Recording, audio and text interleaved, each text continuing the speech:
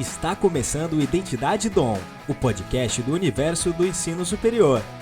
No episódio de hoje, o professor Rodrigo Nascimento fala sobre inteligência artificial comunicativa.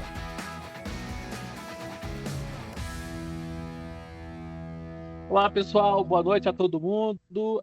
Vou me apresentar, tá? Para quem não me conhece, mas eu sou o professor Rodrigo Nascimento.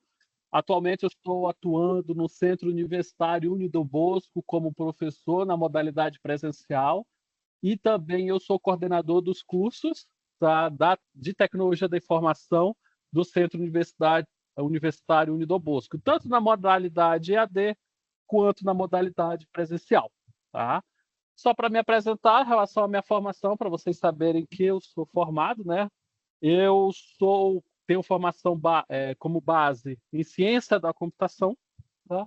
E como mestrado, eu tenho mestrado na área de computação aplicada, mais especificamente na área da bioinformática. E atualmente eu faço doutorado também na área de computação bioinspirada. Ou seja, a minha área com a tecnologia já é de muito tempo, então eu já tenho uma bastante experiência em relação à computação, à inteligência artificial.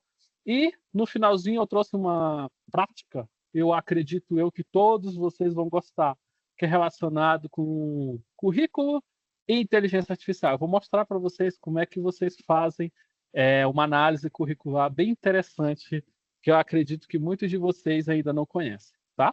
Vamos lá. Pessoal, a gente vai falar um pouco sobre inteligência artificial comunicativa. Eu trouxe um nome um pouco diferente, porque até nos dias de hoje, a inteligência artificial ela saiu de um momento muito, como que eu posso explicar, matemático, para algo um pouco mais descritivo, tá? Isso graças aos avanços tecnológicos que nós estamos vendo, tanto dentro da academia quanto no mundo corporativo, que é o avanço e a descoberta de novas tecnologias, algoritmos, que vão tornar cada vez mais a inteligência artificial algo indispensável, tá? Vocês podem observar que a tecnologia atualmente ela é onipresente. Ela está em todo lugar. E por conta disso, você acaba tendo um acesso facilitado à inteligência artificial, seja pelo smartphone ou pelo laptop, tá? Então, a gente vai falar um pouco sobre a introdução da inteligência artificial.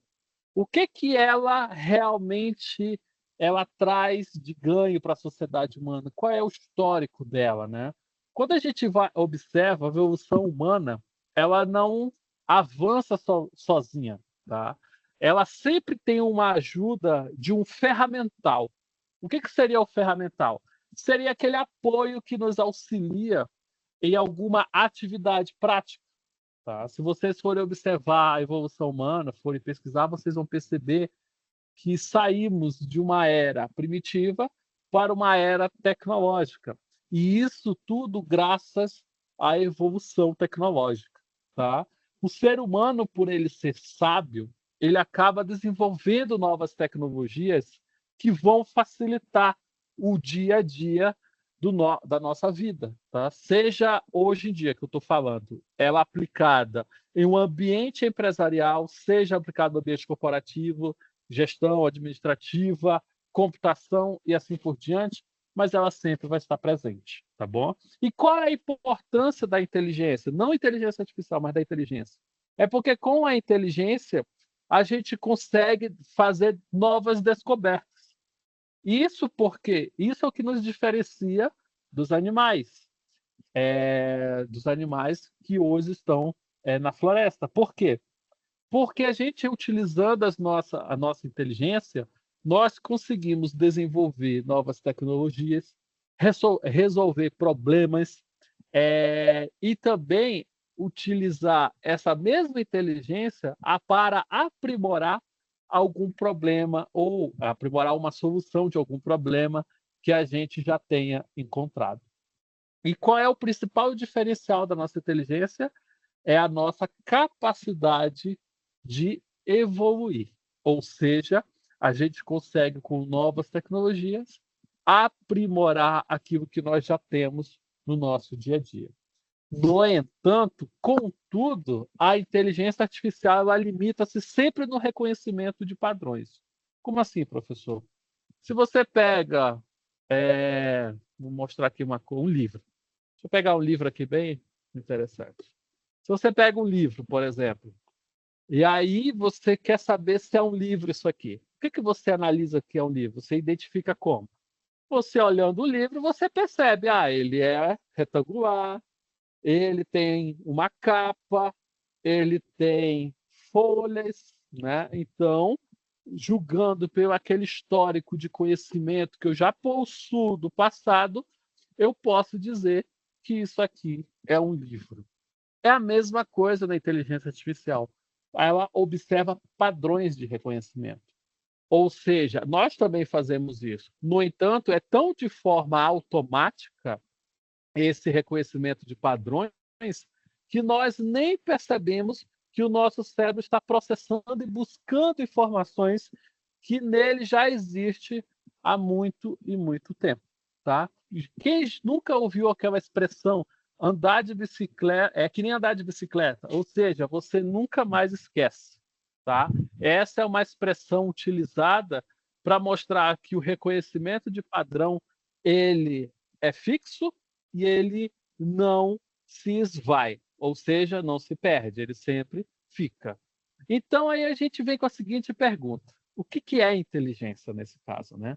A inteligência é a nossa habilidade de desenvolver novas tecnologias, novas ferramentas que vão facilitar a nossa vida no dia a dia.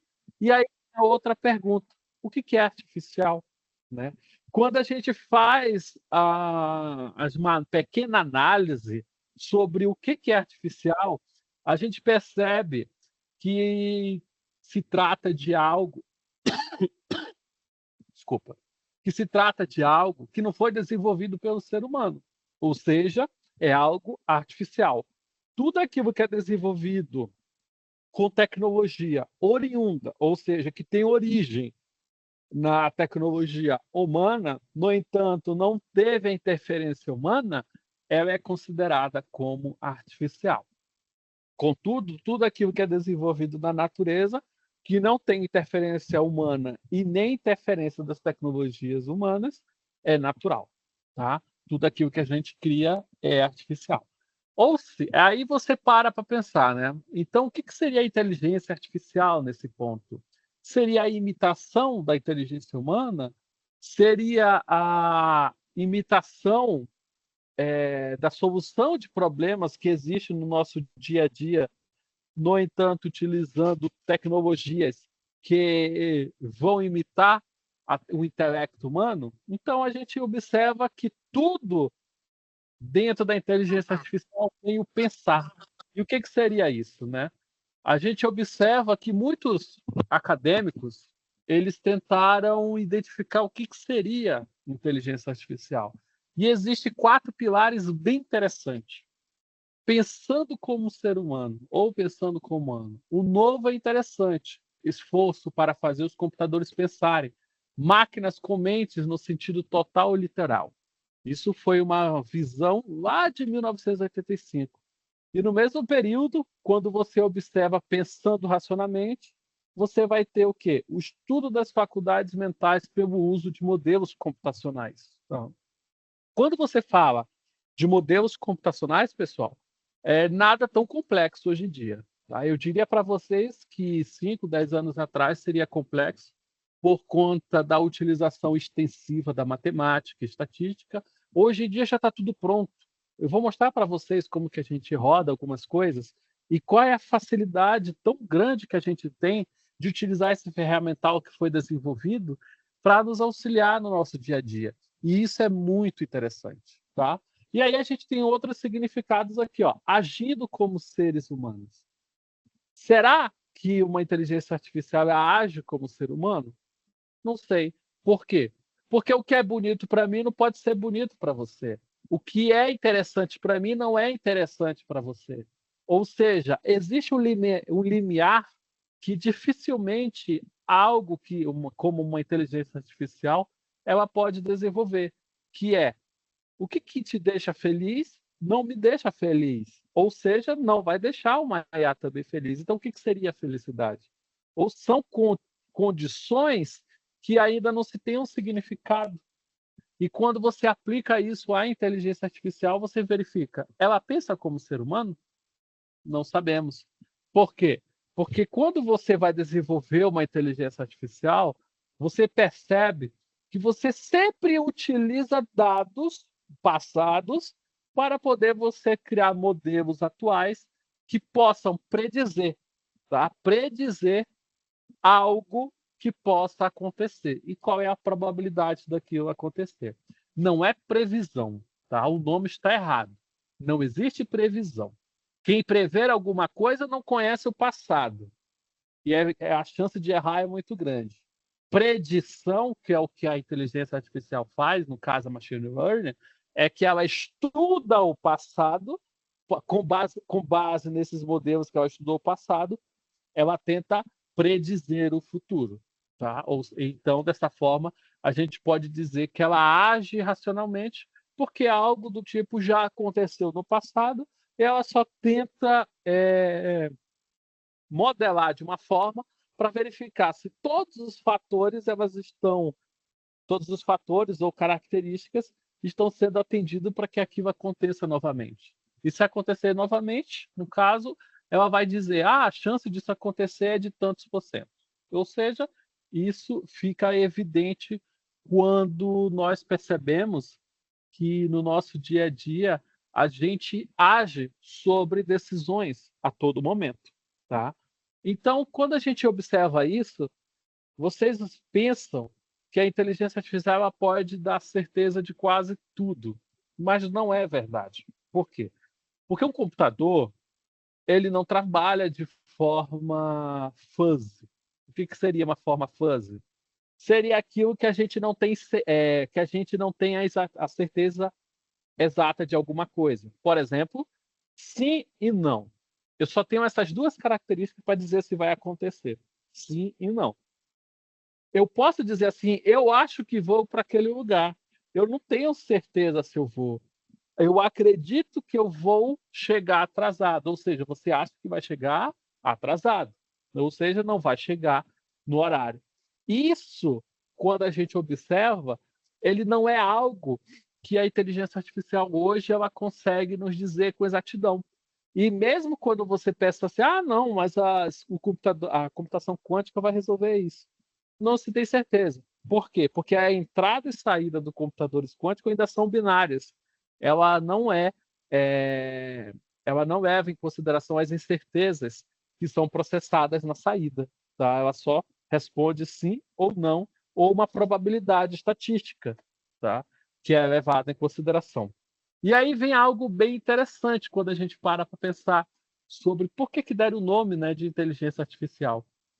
Se você for observar, pessoal, inteligência artificial por dentro nada mais é do que um conjunto de estatística multivariada, tá? Por se tratar de uma estatística multivariada, sendo assim, esse nome não ficaria muito legal. Pensa comigo, como que o mercado ia vender? Utilize estatística multivariada para a decisão dos seus negócios. Não é chamativo. Nem todo mundo gosta de matemática ou estatística. Então, no século passado, no século XX, parando para pensar, ela tanto foi absorvida pela ciência quanto pelo mercado, que ficou sendo utilizado o nome inteligência artificial. Tá? Mas o nome mesmo dela nada mais é do que uma estatística multivariada, que é uma análise de dados e a verificação da predição do que você deseja. Tá? E aí, juntando tudo isso, a gente vai ter alguns testes que nós podemos fazer para verificar se a inteligência artificial realmente ela se comporta como ser humano. Por quê? Lá em 1950, o pai da ciência da computação, conhecido como Alan Turing, ele definiu um teste, tá? Ele publicou um artigo com um teste para dizer se você está conversando com uma inteligência satisfatória que pode se comportar como um ser humano, ou seja, ela engana o ser humano, aquela inteligência, ou não. E como que ele pensou em fazer isso? Ele pensou por meio de um chat. Um chat. Alguém já ouviu falar do chat GPT, né? Acredito eu, DeepSeek, Llama, entre outros. Então, quando você pensa naquela interface gráfica do chat GPT, aquilo já foi desenvolvido, já foi pensado pelo pai da ciência da computação, Alan Turing, em 1950. Nada daquilo é novo, pessoal. Nada dessas tecnologias que nós utilizamos hoje em dia é nova. Tá? Tudo isso já foi pensado no século passado. Contudo, a única diferença é que no século passado a tecnologia ela era muito limitada para aquilo que eles pensavam em fazer. Entendeu? Essa é a única diferença. E aí ele pensava o seguinte: vamos interrogar por meio de um chat se aquilo que a gente está conversando é realmente uma inteligência artificial, ou seja, uma máquina, ou se é uma pessoa por trás que está me respondendo as perguntas. Isso aí levou a um grande divisor de águas. Por quê? Porque por mais de 50, 67 anos, nenhuma máquina tinha sido aprovada nesses testes de Turing, tá? Por meio da sua, das suas abordagens que ele havia escrito em 1950. O que eram essas abordagens? A utilização de processamento de linguagem natural. O que é uma linguagem natural? É a forma como eu estou conversando aqui com vocês. Eu estou conversando de forma natural. Não é uma máquina conversando com vocês. Então, vocês estão me entendendo. Uma representação de conhecimento. Eu saber montar aquilo que eu estou pensando, o meu problema para chegar numa solução. Aí eu tenho que fazer uma representação de conhecimento. O raciocínio automatizado, por exemplo, se eu falo para vocês assim, vocês sabem resolver uma equação de segundo grau? Aí vocês vão dizer sim. Aí se eu passar um exercício para vocês vão pegar um caderno e vocês vão saber responder. Ou seja, vocês estão raciocinando. E isso a máquina também tem que fazer, só que de forma automatizada. Por quê? Porque ela não pode ter a interferência do ser humano. E além disso, a maior dificuldade de todas, que era a aprendizado de máquina. Como que você ensina a máquina alguma coisa, certo? Muita gente, por muito tempo, não sabia como fazer isso. Nossa, como que eu vou ensinar uma máquina? É algo bem complicado quando você para pensar. Só que hoje em dia você já tem a solução para isso, certo? E aí fica mais fácil de você resolver. Contudo, naquela época, isso não era passível de, de possibilidades. E aí, então, para dificultar tudo isso, existe outro tipo de teste também, o teste de Turing total. E o que é o teste de Turing total? É saindo do computador e vindo para a vida real. Como assim? Quem nunca ouviu falar de robótica? Então, o teste de Turing total é um robô se comportar como ser humano e ele enganar as pessoas que estão em sua volta, se comportando como ser humano a tal ponto que a pessoa não saiba que aquilo ali é um robô, mas sim um ser humano. E isso é possível de ser feito? Ainda não chegamos lá, tá? A ciência ainda não chegou lá, mas estamos a passos largos de isso acontecer. Porque se vocês forem pesquisar, hoje em dia nós já conseguimos caracterizar o que é um estado, de categorizar. Não é um conceito que eu posso dizer para vocês, não, é isso aqui, ponto. Não, é categorizar. E o que seria isso? Categorizar o que é felicidade. Eu dou um texto, aí o robô analisando, ele consegue saber se aquilo que ele está sendo passado por ele é feliz ou é triste. Existem cálculos probabilísticos que dizem isso. E aí ele tem que mudar a expressão facial do seu rosto de feliz, triste, neutro e assim por diante. Isso existe, tá, pessoal? Isso não como que eu posso dizer? Isso está em desenvolvimento. Não está nada disso perdido, tá? E aí, Isso, que é conhecido como teste de Turing, é aquilo que a gente conhece na computação como Nobel da computação. Tá? Algumas pessoas ganharam já esse Nobel da computação. Ao todo foram 19 cientistas da computação que ganharam esse prêmio por conta dos seus avanços tecnológicos da computação. Tá? E isso, até hoje, ele é dado àqueles cientistas que principalmente contribuíram bastante com o avanço significante da computação. Tá? E aí a gente vai entrar um pouco mais no assunto, para que em seguida eu mostre para vocês algumas coisas da prática, que vocês vão achar bem interessantes. E isso seria o que nessa parte agora? O que é machine learning? Né? Ou, portuguesando, aprendizagem de máquina. Ela funciona da seguinte forma. Em vez de programar regras, escrever os resultados, nós conseguimos fazer com que a máquina aprenda essas regras por conta própria, a partir de dados, chegando ao resultado de forma autônoma. Pensa comigo da seguinte forma.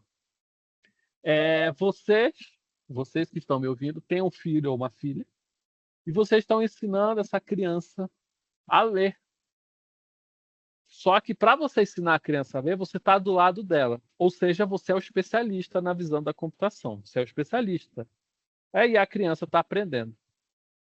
Pegando essa visão, esse tipo de aprendizado que a gente faz com a inteligência artificial por meio de cálculos probabilísticos é conhecido como aprendizado supervisionado. Olha como o nome já diz, aprendizado supervisionado. Ou seja, eu estou supervisionando o aprendizado daquela máquina.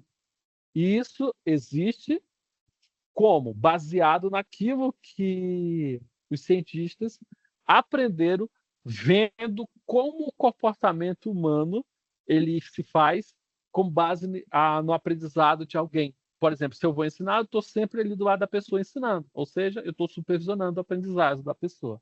Isso é conhecido como aprendizado supervisionado. Esse conceito que eu trago para vocês agora, sobre o aprendizado autônomo, já ouviram falar de autodidata? Tipo, eu aprendo sozinho, com os livros, é isso. Ou seja, chega um determinado ponto que se a máquina já aprendeu o suficiente, ela consegue fazer essa aprendizagem sozinha, vendo na internet aquilo que há de melhor e aprendendo o que existe na internet. Tá? As recomendações, por exemplo, a personalidade da Netflix e da Amazon, por exemplo, ela indica os títulos de acordo com o que o usuário costuma ver. Conforme nós incluímos dados, o sistema aprende o que gostamos. E até mesmo aquilo que nós pesquisamos no smartphone. Aquilo que você pesquisa com mais frequência é utilizado pelas Big Techs para poder fazer recomendações de marketplace para vocês. Tá? Ou seja, vocês estão utilizando inteligência artificial a todo momento. Só não estão vendo, mas vocês estão sempre utilizando. Tá? Tanto que o histórico de navegação que vocês fazem no celular, tudo isso é usado para fazer recomendação para vocês daquilo que vocês gostam. Converse perto do celular, por exemplo, sobre qualquer coisa. E vocês vão ver que ela começa a trazer para vocês uma recomendação de determinados produtos. Tá? E aí, como que se aproveitam-se dessa tecnologia? Da seguinte forma. Identificando que você está procurando por algo, as empresas de tecnologia, por elas venderem essa informação, elas indicam para as outras revendedoras, estão procurando muito esse tipo de produto. Vamos fazer uma promoção? Eles fazem uma promoção, fazem algo do tipo e indica tudo isso para vocês. É bem legal trabalhar com isso. Por quê? Porque isso mostra para vocês que tudo hoje em dia é informação. E a informação hoje ela vale muito.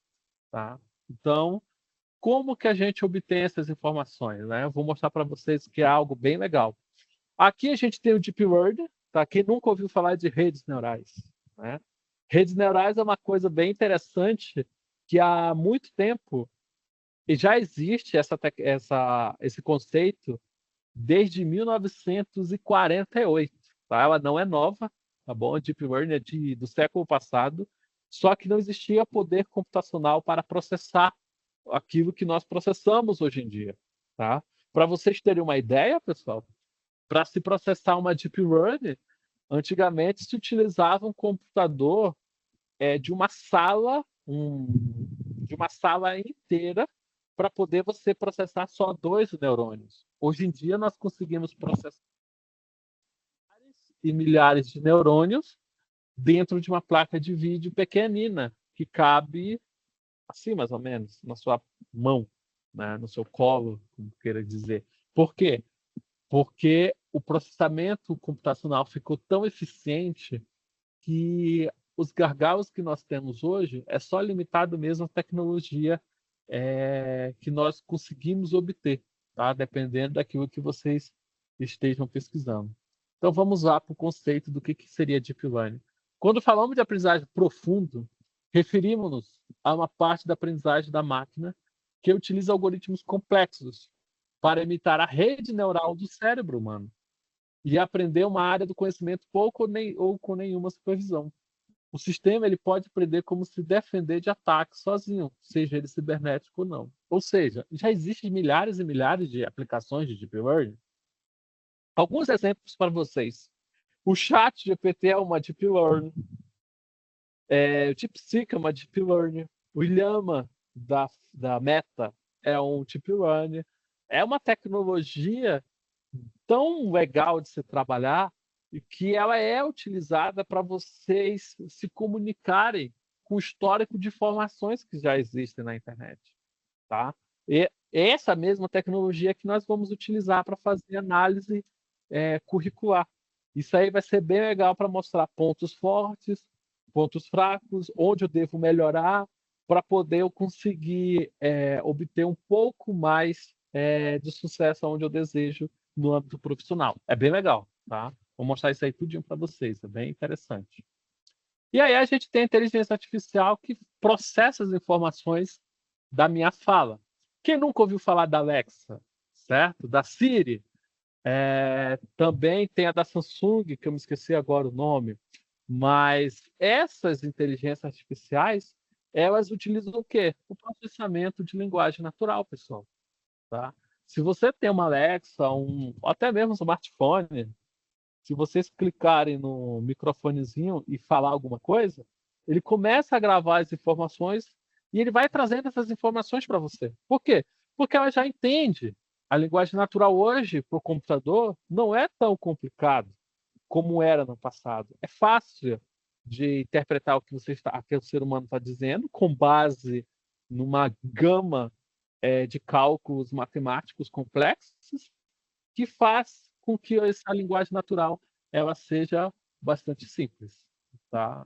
Aí você pode me perguntar, professor, a gente desenvolve essas tecnologias hoje? Desenvolve dentro da academia e dentro de ambientes corporativos. Quando chega para usuário, para programador, desenvolvedor, o que chega são bibliotecas, tá? Frameworks, tudo já pronto. A única coisa que se faz é juntar tudo e especificar para aquilo que vocês desejam. Tá? Esse processamento ele utiliza as técnicas de machine learning para encontrar padrões em grandes conjuntos de dados puros, reconhecendo a linguagem natural. Assim, um dos exemplos da aplicação do processamento de linguagem natural é a análise de sentimento, onde os algoritmos podem procurar padrões em publicações de redes sociais para compreender como os clientes se sentem em relação à marca e produtos específicos. O que eu quero dizer para vocês, pessoal? Por entender a linguagem natural, a linguagem humana, até mesmo o texto que nós digitamos hoje, fica fácil de interpretar se o que você está dizendo é algo positivo, neutro, negativo ou até mesmo uma recomendação. Né? Nossa, eu recomendo que esse produto melhore tal ponto. Isso tudo é levado em consideração. Mas não é uma pessoa que fica pesquisando nas redes sociais, não. Tá? É uma IA que analisa todas as redes sociais e tudo que você está falando de um determinado produto ou de uma possibilidade de uma compra futura e reúne todas essas informações, tá bom? Não se esqueçam, pessoal. Caiu na internet, seja um texto, seja uma foto, seja qualquer coisa. Mas o que seria a internet? Seria as redes sociais também que nós utilizamos. Tudo que vocês publicam está na internet. É público, tá? Qualquer inteligência artificial pode pesquisar na internet. Pesquisou, encontrou, ela vai utilizar para poder juntar o conhecimento necessário para aquilo que ela deseja. Tá? E aí a gente vai para o pequeno histórico. Tá? O nosso primeiro pequeno histórico, avanço histórico, no caso, foi de um computador conhecido como Deep Blue, que no dia 2 de maio de 97, onde o russo Garry Kasparov, até então campeão mundial, foi derrotado numa partida de xadrez pelo computador Deep Blue produzido pela IBM. Tá? Esse computador utilizou tecnologias de inteligência artificial para poder dizer quais eram as melhores jogadas para derrotar o campeão mundial daquela época. Esse é um efeito histórico que hoje se encontra nas literaturas de inteligência artificial. Tá? Se vocês forem pesquisar, vocês vão ver. Isso foi um avanço gigantesco. Por quê? Porque você tinha computadores que cabiam numa sala inteira, ou até um departamento inteiro, para processar poucas coisas, para caber em um mainframe, um computador, né, que pesa menos de 20 quilos, 15 quilos, e conseguir gerar esse tipo de conhecimento para poder derrotar uma pessoa que era considerado o melhor do mundo naquele momento. E é um avanço gigantesco para a inteligência artificial.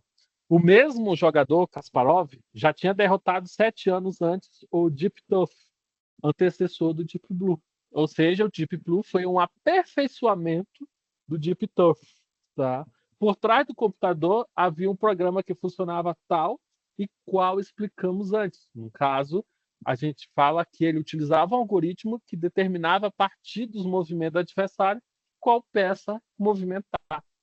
Ao mesmo tempo que a máquina estava observando as jogadas do jogador, internamente ela já estava processando milhares e milhares de jogadas.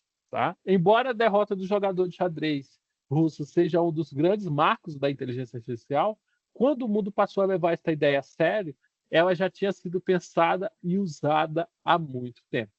Tá? E aí vem a grande sacada. Onde nós conseguimos as informações para se criar uma inteligência artificial? Onde que estão essas informações? Existe uma coisa na computação chamada como benchmark. Tá? Benchmark. Quem compra uma placa de vídeo, um computador novo, já deve ter ouvido falar de benchmark, que são testes que são feitos para poder ver a capacidade do equipamento que vocês têm. Só que na inteligência artificial, os benchmarks ou as bases de dados, elas são disponíveis de forma pública. Tá? E onde estão essas bases de dados? Elas estão principalmente no Kaggle, tá? Que é esse íconezinho aqui com essas... Espera aí, deixa eu mostrar aqui para vocês. Essas aqui, ó, essas informações que estão aqui no Kaggle ou no CI Machine Learning Repository. Tá? Estão disponíveis nessas duas bases. E também temos o Google Dataset, tá? Gov Dataset, existem várias bases de dados disponíveis públicas na internet. Tá bom? E aí a gente vem para a atualidade, no caso. A IA se tornou uma indústria. Hoje em dia a gente vê o aperfeiçoamento dessa indústria que começou em 1980. Tá? E o BAM maior, né, o UP maior, foi o retorno da utilização das redes neurais em 86, que naquele momento mostrou-se a viabilidade da utilização das tecnologias que foram criadas em 1947, 48, no século passado, para tentar trazer para o mundo real. Tá? A IA ela se torna uma ciência em 1987. Não que ela não era uma ciência, mas pensa da seguinte forma. Quando a computação surgiu, ela não tinha uma área específica. Para você se formar na computação, você tinha que fazer engenharia elétrica. Depois ela cresceu tanto que ela não cabia mais dentro da engenharia elétrica. Então ela se formou uma outra área à parte. Ciência de dados, engenharia da computação, ciência da computação e assim por diante. E aí a inteligência artificial, ela estava dentro da matemática e da estatística. Só que ela cresceu também tanto que hoje em dia ela se tornou uma ciência específica de estudos somente para inteligência artificial. Tá? E aí, em seguida, em 95, nós temos o surgimento de agentes inteligentes. O que são os agentes inteligentes? Todo mundo aqui já deve ter falado com um robô alguma vez, né? Quando vocês tentavam resolver um problema para uma empresa ou não. Então, quando vocês tentavam resolver esse problema, vocês nunca conversam com um ser humano. Vocês conversam com um agente inteligente que foi criado com base no conhecimento já existente de uma inteligência artificial. Tá? E aí, em 2001, a gente teve a disponibilidade de conjunto de dados muito grandes. Tá? Que se vocês pesquisarem, vocês vão ver que essas bases de dados estão públicas e vocês podem utilizar ela para criar a inteligência artificial que vocês desejarem, melhorar algum tipo de algoritmo e assim por diante. Isso tudo está público na internet. Só que, na sequência disso, a área de dados ela ficou gigantesca, que se desenvolveu o Big Data, tá? Que é um termo utilizado para nos referirmos à nossa realidade tecnológica atual, onde uma imensa quantidade de dados é produzida e armazenada diariamente. Para vocês terem uma ideia, pessoal, nós geramos diariamente teras e terabytes de informação, como civilização humana, tá? Como sociedade. Estou falando do planeta inteiro. No entanto, vamos imaginar que 100% dessa informação, 10% são informações realmente valiosas. Os outros 90% é qualquer coisa. Tá? Então, a gente leva em consideração de que quando você quer pegar uma informação na internet, você quer pegar os 10% e não os 90%. Porque os 90% ele pode assinar de forma errada. Porque quando a internet surgiu, né, ela deu visibilidade para muita coisa. E alguns cuidados devem ser tomados com base nessa visibilidade para que a gente não ensine a inteligência artificial de forma errada. Tá? A partir da mudança de informações, há sistemas criados para organizar, analisar e processar os dados, que são gerados por múltiplas fontes. Por exemplo, quando acessamos as páginas de produto de uma loja virtual, os dados sobre o nosso acesso, quanto tempo permanecemos na página, por onde acessamos, qual foi a nossa aproximação, elas ficam armazenadas aonde? Aonde a gente está acessando essas informações. Tudo que nós fazemos na internet é dado. Tá? É dado. Basta alguém saber o que fazer com esses dados. É bem legal a área de Big Data. Tá? E essas informações elas podem motivar um algoritmo a orientar a exibição no site de oferta, de produto, mais adequado à nossa consulta e relacionamento com aquilo que visualizamos. Tá? Tudo isso é bem interessante. E graças à inteligência artificial, nós conseguimos utilizá-la com bastante afinco no nosso dia a dia. Tá? O avanço é tão gigantesco que hoje em dia nós temos aplicações da IA no cotidiano, seja ele no âmbito profissional, seja ele no âmbito pessoal. Tá bom? Uma das primeiras criações da inteligência artificial foi o quê? Os nossos assistentes virtuais. Tá? Quem nunca tentou fazer uma pesquisa falando com o Google, né, para ele pesquisar? Por exemplo, se você vai no Google, lá no seu celular, clicar no microfonezinho, e aí você pesquisa qual o site do Centro Universitário Unido Bosco. Ele vai trazer a informação para você.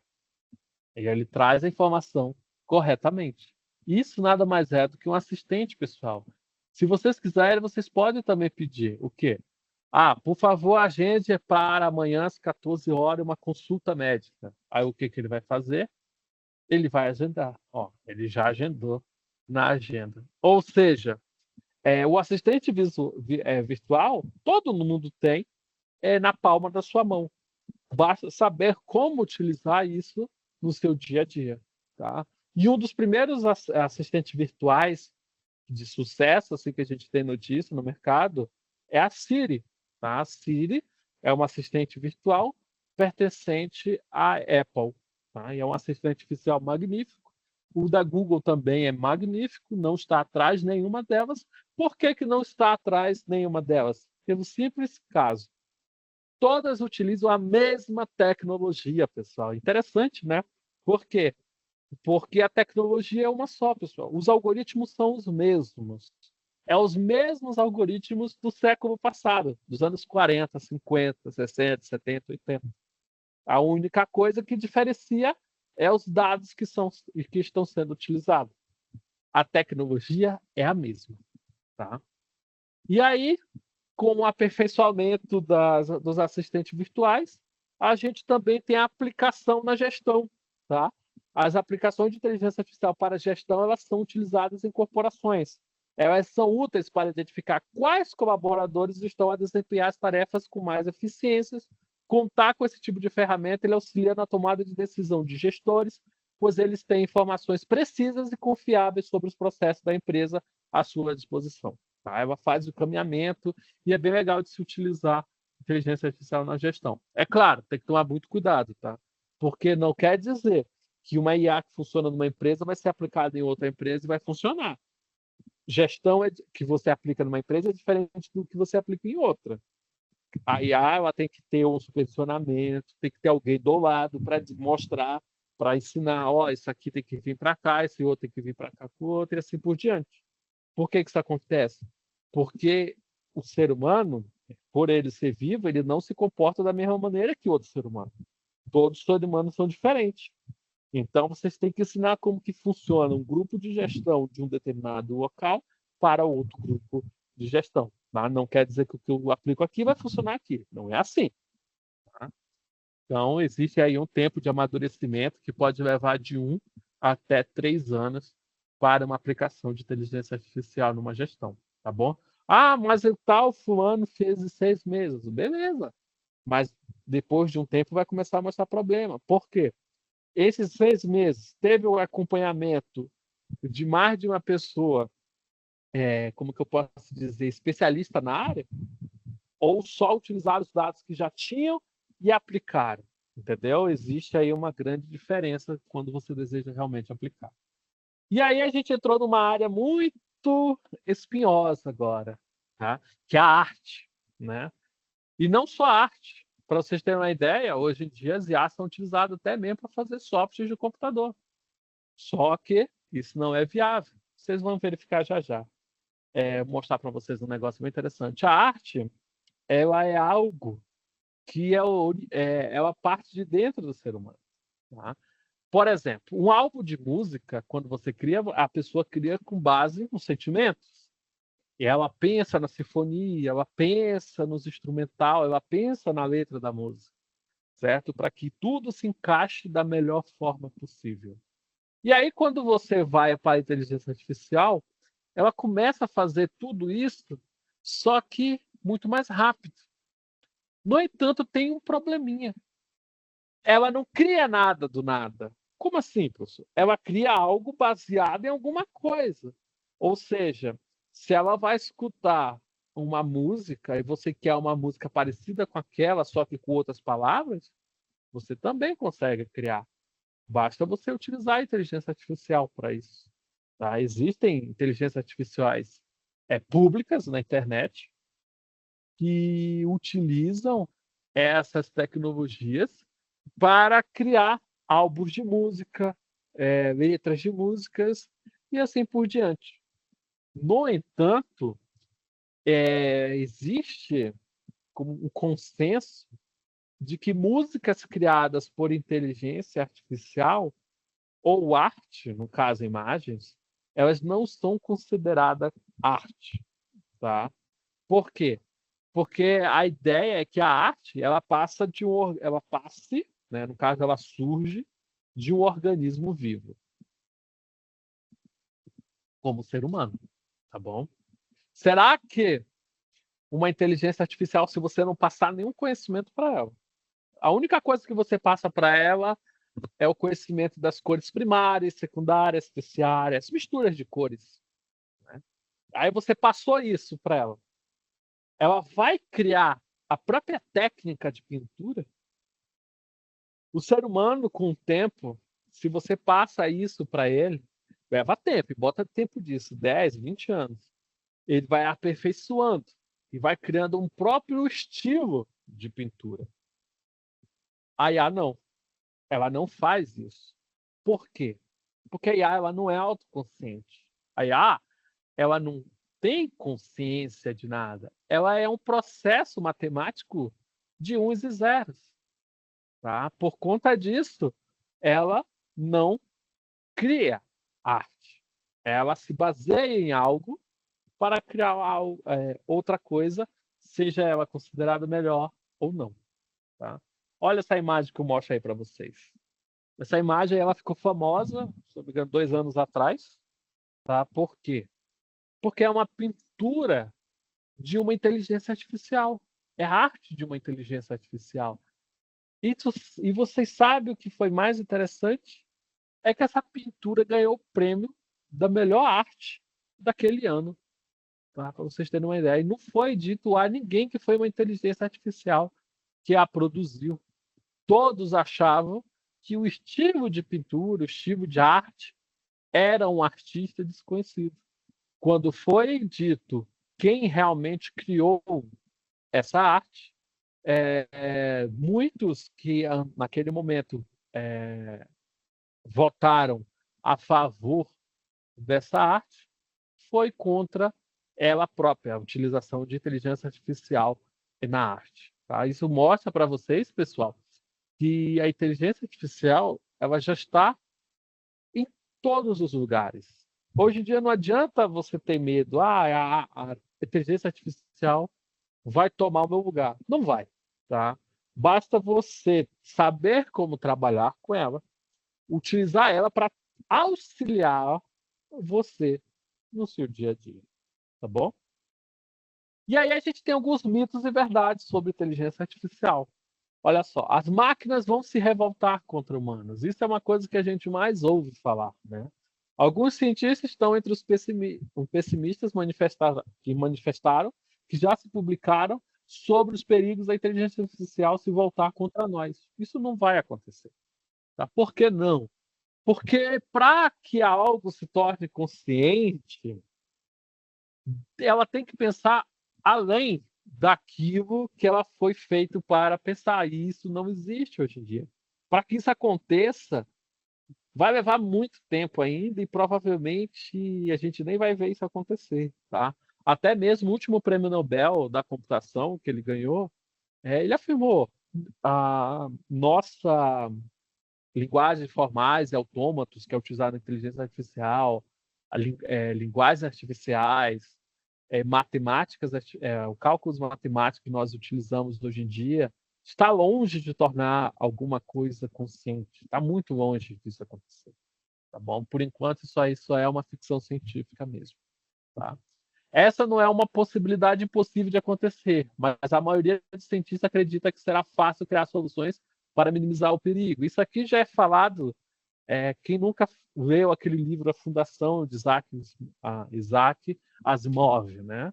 Isso aí é baseado muito naquilo que a gente já leu no passado, que é as literaturas de ficção científica. É bem interessante. Se um dia acontecer, é porque a tecnologia avançou demais, mas por enquanto nada disso.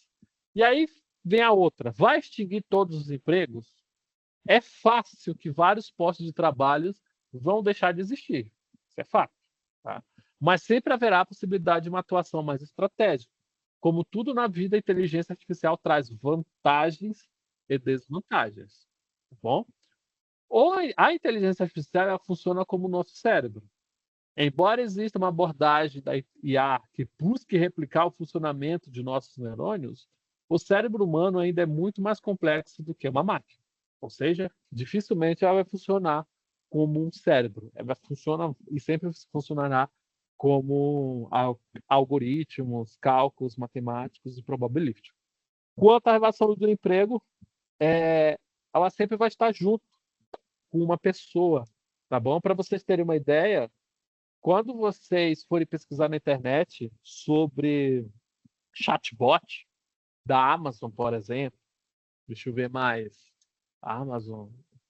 acho que foi da Amazon que saiu. Vocês vão pesquisar como que é feito o chatbot da Amazon, vocês vão ver.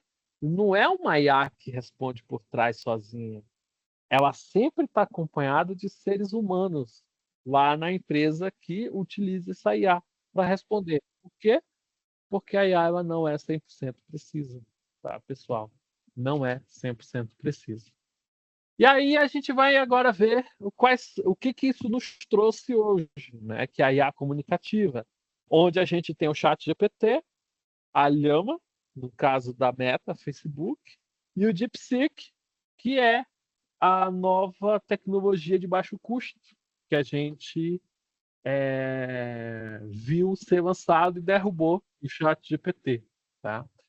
Eu posso rodar um ChatGPT na minha máquina, se eu quiser? Pode. Você pode rodar o DeepSeek na máquina? Pode. Pode rodar sem problema nenhum. E como que você faz isso? Existem 4 softwares bem interessantes. O Alpaca, o Llama, o GPT-4All e o LM Studio. Qual que eu recomendo vocês utilizarem? O LM Studio. O LM Studio ele é gratuito. Vocês conseguem baixar uma ferramenta computacional, baixe no computador e terminou de instalar, vocês vão ver lá a opção, fazer download do modelo do DeepSeek. E vocês conseguem rodar na máquina de vocês normalmente. É como se você estivesse conversando com ela mesmo, só do servidor que foi lançado. Tá? Não tem problema nenhum. Tá bom? Vou mostrar aqui para vocês algo bem interessante aqui. Ó. Aqui eu tenho o DeepSeek. Tá?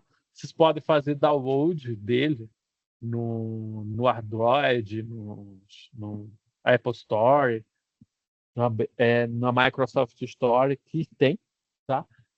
Eu, normalmente, costumo rodar ele de forma local, tá? Mas aqui eu só estou mostrando para vocês de forma web, tá bom? Só que tomem cuidado, tá? Olha, eu vou mostrar para vocês porque ela não conhece tudo, tá bom? Vamos lá? Vou fazer algumas perguntas aqui para ela, só para vocês verem, né? A gente vai se comunicar aqui com a IA e vocês vão ver como ela não conhece tudo. Vou pensar aqui no... Você conhece Centro Universitário, DBSO? Vamos ver. Perguntando se ela conhece o Centro Universitário de Dom Bosco. Só para vocês verem como ela não acerta tudo. Vocês vão ver que o modelo dele ainda não está perfeito. Tá? Ele vai sempre mostrar respostas padrões para vocês. Tá? Aí você perguntar assim, ó, quais são os professores de computação? Aí ela não vai saber responder. Por que isso acontece? Porque não é 100% preciso. Tá? Nenhum trabalho é 100% preciso da máquina. E tem, infelizmente, pessoas que só copiam, colam, copiam o texto, colam no ChatGPT ou no DeepSeek, espera responder, nem se dá o trabalho de ler e, infelizmente, acaba enfiando a informação correta. Isso acontece bastante, tá? Mas dentro daquilo que a gente que ela se propõe informar, é possível a gente utilizar. Tá? Obrigado, então, gente. Quero agradecer, tá? Obrigadão, hein? A presença de todos.